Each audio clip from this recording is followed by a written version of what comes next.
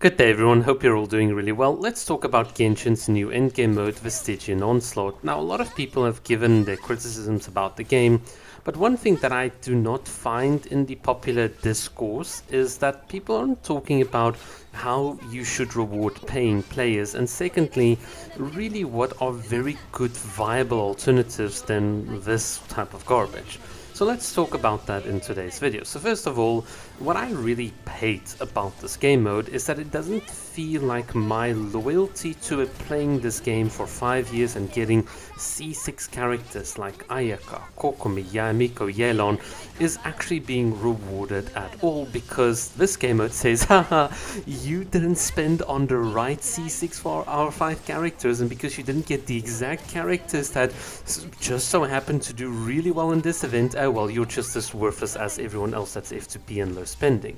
That's really the vibes I'm getting, and it's frustrating because Hoyo should have known better. Like, think of the opposite. Think of a world where if you get a C6 for limited 5-star character, you get additional voice lines, maybe character skins. Maybe you could have something like at C2 you get a new weapon skin, at C4 you get a couple of animations, at C6 you get new voice lines, whatever, just something that lives out the fantasy of, hey, this is my waifu or husbando that I've put in a lot of money, or I've grinded throughout the years to get to C6, and this is the reward I get for it. But rather, what we have now is a mode where, well, if you didn't get the right C6 characters, well, F you. And second of all, it's not like you're getting the rewards because they're limited and they're going to be taken away, but also you have to fight for those rewards, which is even really like disgusting. So from my perspective, when I look at games like Love and Deep Space and other gacha games with a VIP or loyalty program, that is a far better way to really incentivize your top spenders, rather than hold everyone hostage to getting a certain amount of limited characters that you want to get them to get in order to just keep up with the meta. I think in the one case you've got players being incentivized just to spend, and in the other case you're incentivizing players with loyalty and with rewards, even though obviously in Love and Deep Space's case, as just an example, they're kind of really predatory, but regardless. Okay, enough about that. I mean, people are also F2P there and don't just want me to complain about the event. Let's talk about the other aspect. How do you design meaningful endgame content? Well, this is the thing. Hoyo has the formula already. I've spoken about it on the channel, and that is the 2.1 Omnium Mystic Dungeon battle event that we had. It was so good. It was a roguelike event. You had multiple chambers.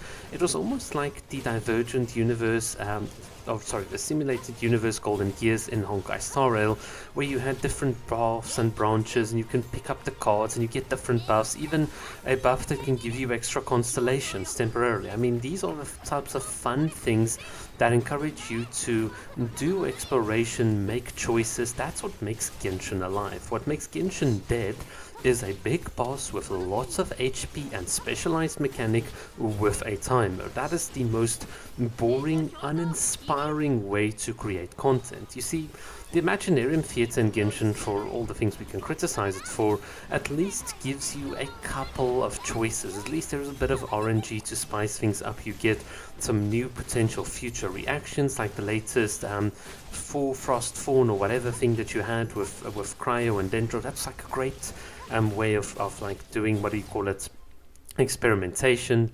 And even like with the leaked character that's coming up with the new electrocharge mechanic, we even had that in the Imaginarium Theatre. So that's the type of innovation I love to see, and I want to see more and more, because you see, like I'm exploring here Out of Bounds with Arena, Genshin is a game about exploration. It's about adventuring, and it's really high time we tie in the end game with a bit of exploration. You want enemies that are at different elevations, because guess what?